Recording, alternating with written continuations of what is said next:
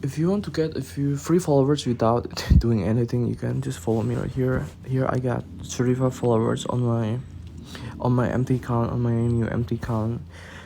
These followers are not basically, they're basically not a good follower, but they still adds up to the followers number that you have on your account. So what I did was I only followed these car pages: Lamborghini, Mercedes, Jaguar, Rolls-Royce, Bugatti, BMW, and etc, etc, etc. So I'm only following these big pages, like for example YouTube, and then you can follow Sony, Windows, Jeep, basically anything, any accounts that has a blue tick maybe, and then you will get these free followers right here, and this is how you're able to get it. So easy.